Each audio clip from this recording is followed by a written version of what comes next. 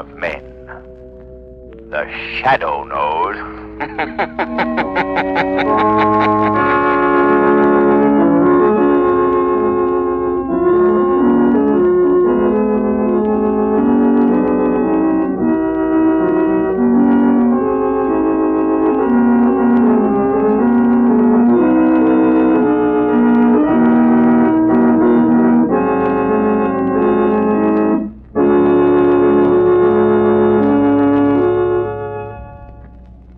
Before the Shadow's latest adventure begins, here's something every motorist should realize.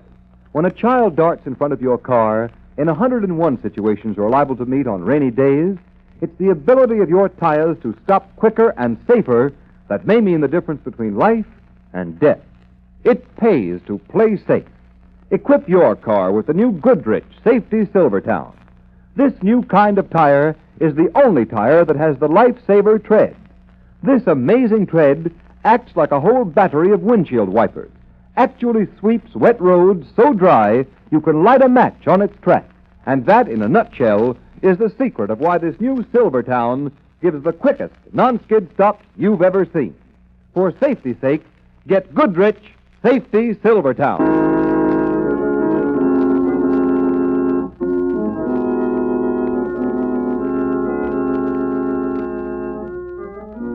The Shadow, mysterious character who devotes his life to righting wrongs, protecting the innocent, and punishing the guilty, is in reality Lamont Cranston, wealthy young man about town, student of science, and master of other people's minds. Using advanced methods that may ultimately become available to all law enforcement agencies, Cranston is known to criminals and evildoers as the Shadow.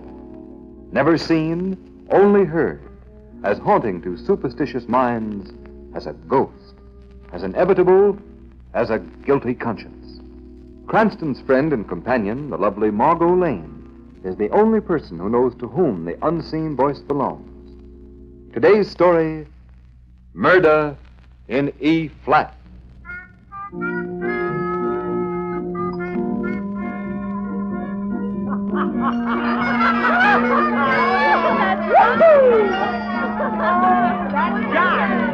Eddie, look. Yeah? Isn't that Martin Charlie sitting over there? Well, doggone if it isn't. Hey, Charlie! Hi, Eddie. Come on over here, you and Marge. Okay, come on, Never expected to see them here. Well, hello, Helen. Hi, You got room for us? Oh, sure.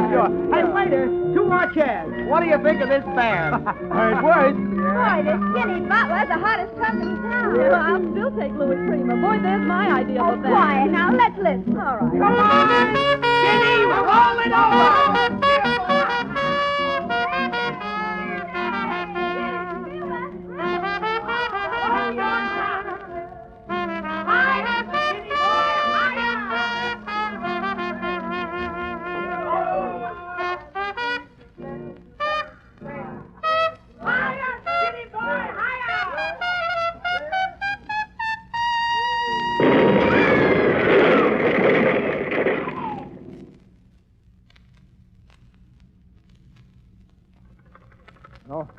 Hello? Yeah, Chief. I thought it was cut off. Yeah, that's the place. That new swing joint on 50th Street. Yeah, the Jitterbug. Oh, nobody seems to know what happened. The band was playing and the joint just blew up. Now, we don't know yet how many were hurt. The only thing was we found a note nailed over the bar. Don't make much sense, though. Read it? Yeah, sure, here it is. It says, the only real music is the music of silence. Yeah, funny business. Okay, I'll report back to headquarters as soon as the ambulance is over.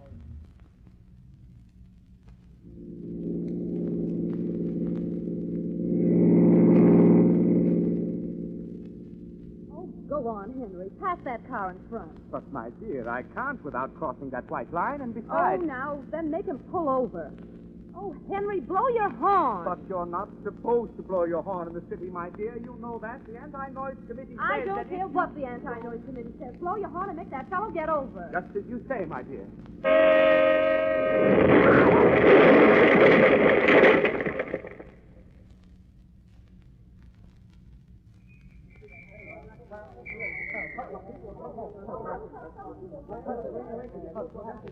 Yes, officer. I was driving about 50 yards behind their car. Yeah? They started to swing out of line and blew their horn. And then it happened. This awful explosion. I tell you, I've never in all my... note. Where'd you get this note? After the explosion, I noticed it lying in the front seat beside me. Somebody must have thrown it in through the window. What do you suppose it means, officer? Let's look at it again. Let this be a warning to you. Auto horns are playthings of the devil. Silence. What does it mean, officer? I don't know, mister. But if I were you, I'd forget I had a horn.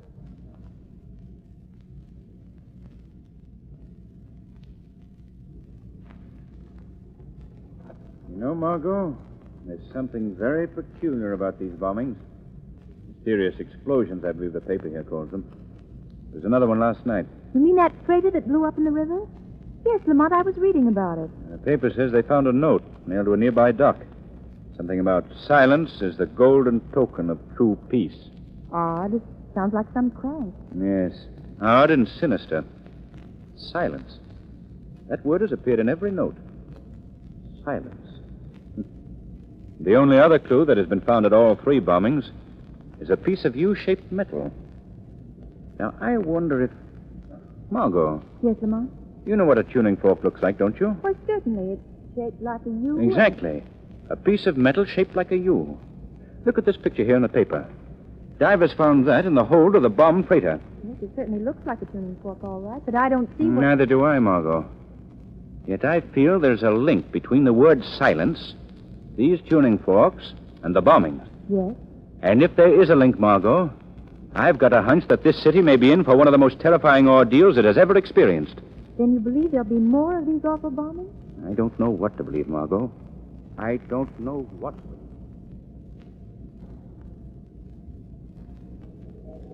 Non-stop plane to Chicago, now ready at gate 4. Non-stop plane to Chicago, now ready at gate 4. Goodbye, John. Don't forget to wire me. Bye, dear. See you Thursday. Bye, Mother. Goodbye, son. I hope you have a smooth flight. Shall we go, Mary? Oh, let's wait, Mother. I love to watch them take off. John promised to wave from the plane. He's going to sit on this side. Just as you say, dear, but I must admit that the roar of those motors always makes me a bit nervous.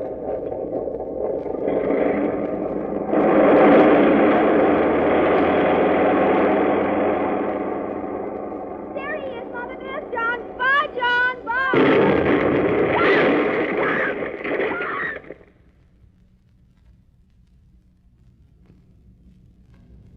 Extra. Extra. Read all about the latest mystery bombing. Note warning silence found at Central Airport. Extra. Extra. Latest mystery bombing baffles police.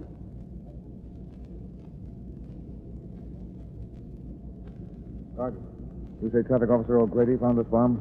Yes, Commissioner Weston. It was stuck in a refuse basket. And this note here was pasted on the police phone box next to the basket. I see it. The roar of traffic is a roar of doom. Silence.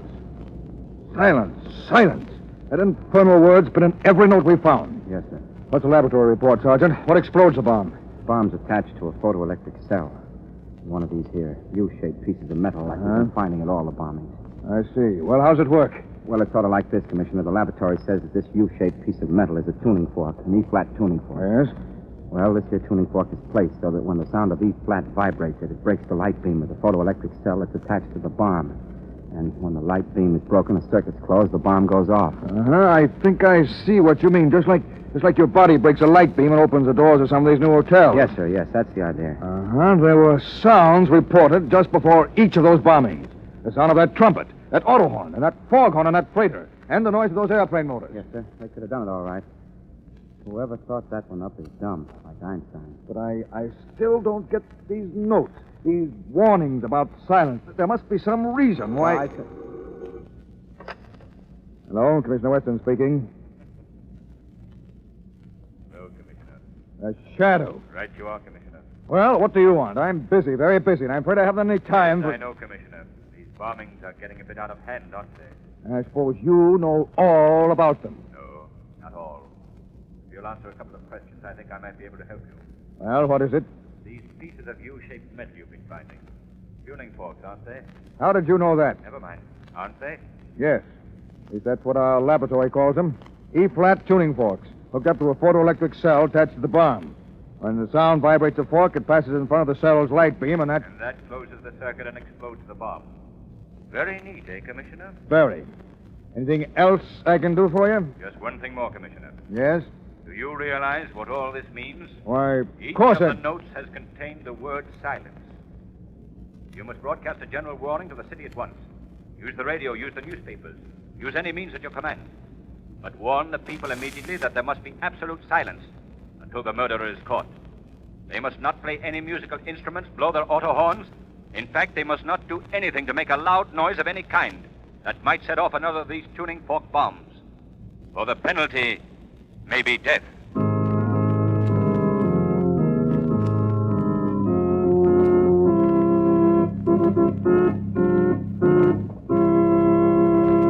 That's the end of Act One. While we're waiting for the second act, here's a question I'd like to ask you. What problem facing America today has been called worse than war? The Shadow knows. Since 1922, the number of people killed in automobile accidents far exceeds the number of American soldiers who were killed in action or who died of wounds in all of America's 6 major wars. Play safe. It pays. And remember, motorists, safe motoring begins with safe tires. Don't risk your neck in a skidding accident or blowout accident that may put an end to your driving days. Equip your car now with the new Goodrich Safety Silvertown tire. This new kind of tire is the only tire that gives you the skid protection of the Lifesaver tread. Like a battery of windshield wipers, this amazing tread sweeps wet roads dry. So dry that you can light a match on its track. So dry that it gives you the quickest non-skid stops you've ever had. And just as this new Silvertown gives you the greatest skid protection ever offered, it gives you still another feature that for years has saved motorists' lives. The famous Golden Ply blowout protection. But remember, to protect yourself against a possible skid or blowout tomorrow, you must act today. You can put these life-saving Goodrich Silvertowns on your car at no extra cost.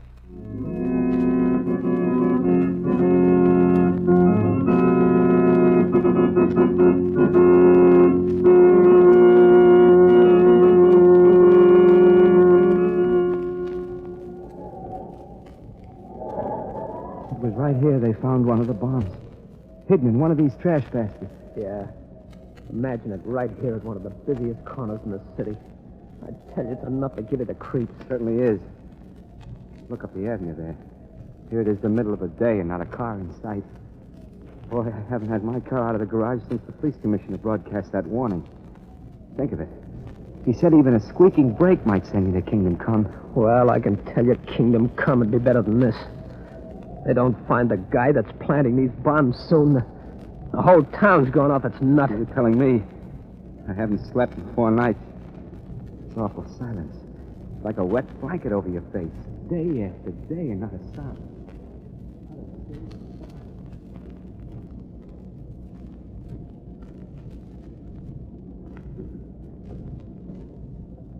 Stop pacing that floor, Robert. You're making me so nervous I could scream. You nervous? That's good. How about me? I tell you, I can't stand the silence much longer. I tell you, I can't stand... Quiet, Robert. Remember Commissioner Weston's warning. No one knows where the bombs are planted. Even a shout might... I know. Even a shout might be an E-flat. The note of death. That's what they're calling it now. It's silly, isn't it? But what do they call this awful tomb we're living in? Quiet, Robert, please. Come on. We're going to get out of this town. Start packing. We're leaving on the first train. I don't know where we're going, but we're going anyway. Any luck, Margot? No, Lamont. You? None. Commissioner Weston has already checked all the music stores, but I still feel he might have overlooked one. Several of the stores I checked had sold tuning forks recently, but only one was an E-flat. And that was purchased by the Board of Education. Beginning to look hopeless, isn't it, Lamont? Not yet, Margot. Not until we've checked every music store in the city. Now, here's the list of stores. We'll separate again. You take these I've marked on the list now. Visit the others. Yes, Lamont. We must hurry, Margot. Every minute moves us closer to the next explosion. Ghastly, isn't it? All morning as I walked these deserted streets, I felt like I was moving through some city of the dead. Yes, it's like a plague. A plague of silence. But we must be on our way, Margot. It's not a moment to lose. I'll meet you at the Andrews Music Store. The first store we visited this morning. Yes, I know the one. I'll see you there. No, sir. We haven't sold an E-flat tuning fork in months. Was there anything else, sir? No, miss. We're wholesale, you see. We only sell to music schools and such. Even they don't buy tuning forks very often. What's that, mister? Tuning forks? No, we just handle sheet music, radios, and records. Maybe you'd like some sheet music. And what can I do for you, miss? Nothing, thank you. I'm just waiting for someone, if you don't mind. Oh, no, not at all. By the way, weren't you in here this morning? Yes, I was. Yes, I remember you now. You were with a gentleman who wanted to know if we'd sold any tuning forks lately. Yes, that's right. You said you hadn't. Yes, and after you left, I did remember one sale, but that was to one of our regular customers, and it was a long time ago. That wouldn't be what you... No. No, I suppose not. No. Dr. Bedeau is a very fine man. Fine musician, too. He's bought a number of musical instruments from us. Of course, it did strike me a bit odd. Odd? What was odd? Well, Dr. Bedeau wanting all of those tuning forks for the same pitch. E-flat, I believe it was. E-flat?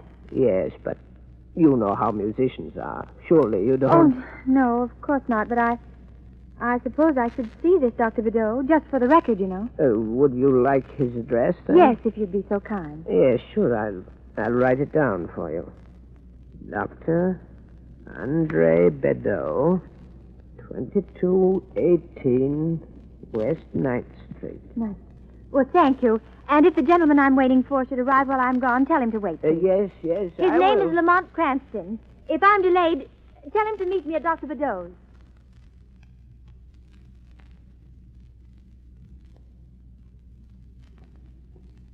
$22.18.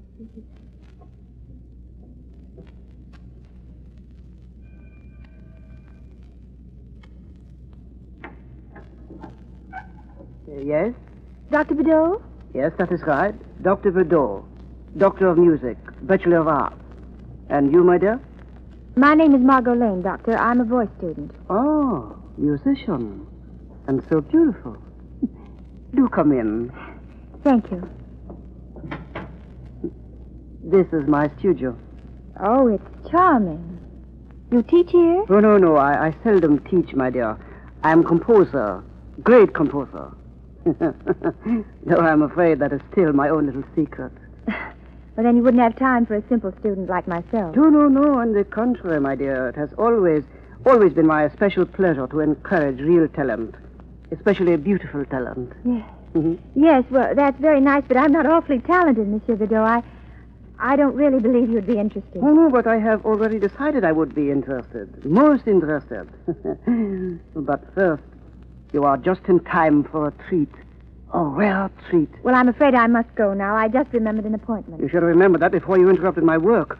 Now that you are here, you shall remain on until it is my pleasure to dismiss you. But you can't do that. Quiet. Sit down. There.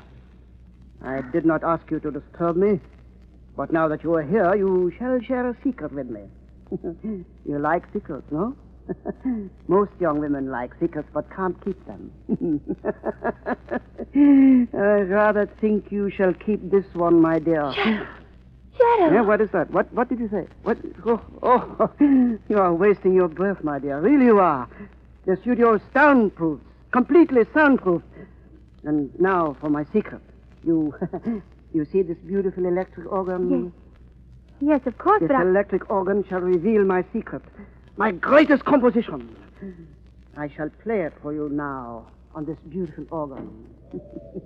Oh, pardon me, just a moment, my dear. The door seems to have blown open. Yeah. Turn of the lock will guard us against such interruption. Don't lock that door. You hear me? Let me out of here. Quiet! Really, you don't seem to realize what a great honor I am to bestow on you. For you shall be my first and the last to hear my greatest composition. My Symphony of Silence in E-flat. No! Do I frighten you, my child? I'm so sorry. But you are my uninvited guest, aren't you? My only guest. The lighting is quite poor for shadows, my dear. There are no shadows in my studio. Oh, one thing more.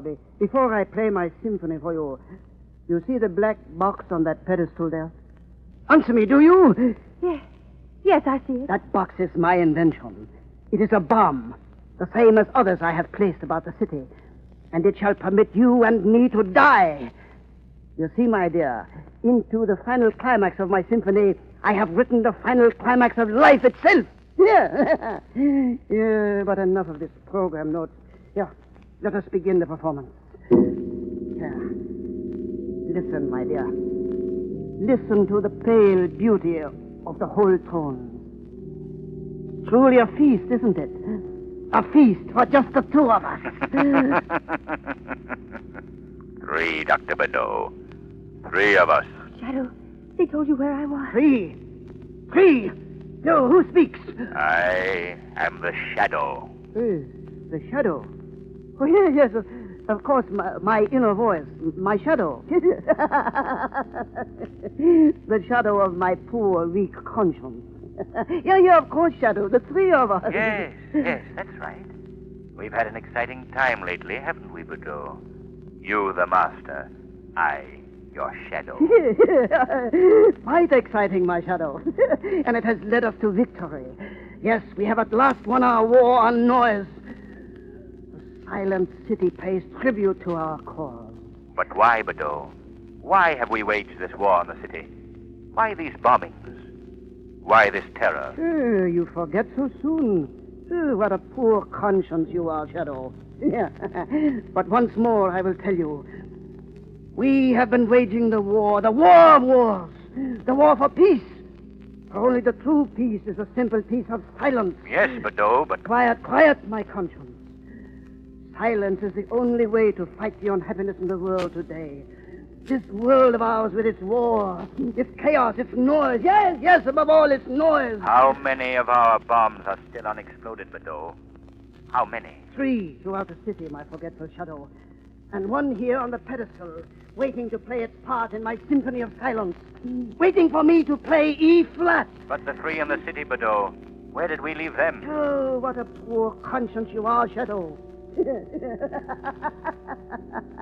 One's conscience should not forget so often. Yeah, but I will forgive you. Don't you remember the one we left in the elevator shaft of the State Building? Oh, yes, I remember now. Very clever of us, wasn't it, Bedeau? Yeah. And another we planted behind the Timer's Bell in the Sports Armory. Oh, but of course. How stupid of me to forget. And the third in the Grand Terminal. 3 noisy places, without a doubt. Yeah, but noisy no longer. The city is as silent as a tomb. And so long as it remains silent, so too will the bombs. Yeah, but now my symphony reaches its climax. My work is finished. Listen to the compelling beauty of the finale. Hear those whole tones marching up. It is the work of a master. I, Bedeau, the greatest of them all. And now the final suspension. And the final resolution. The finality of my symphony in silence. In E flat.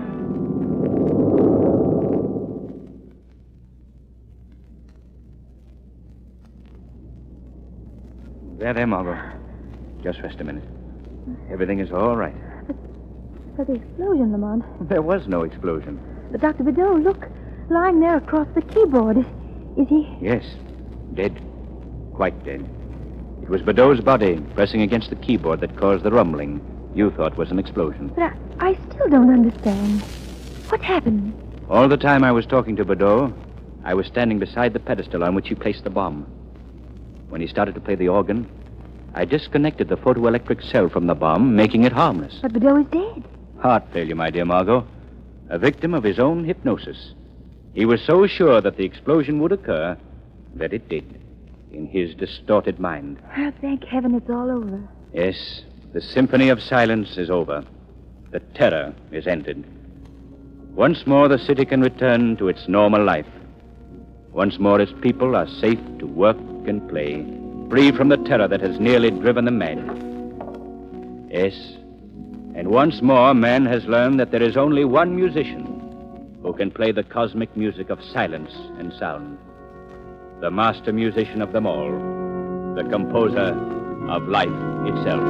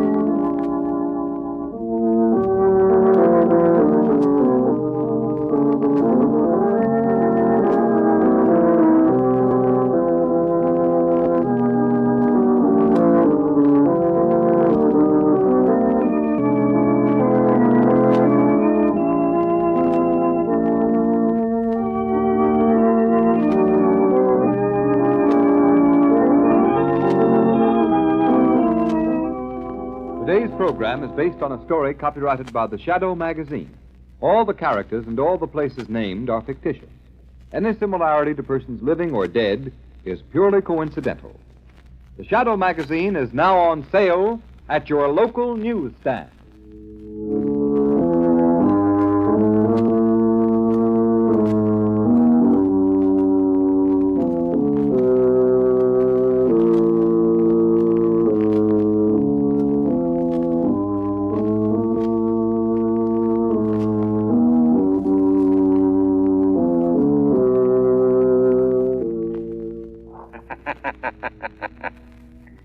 Let no man tempt you into crime.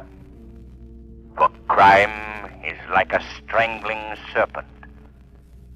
It crushes him who feeds it most. Beware lest the serpent of crime ensnare you in his folds.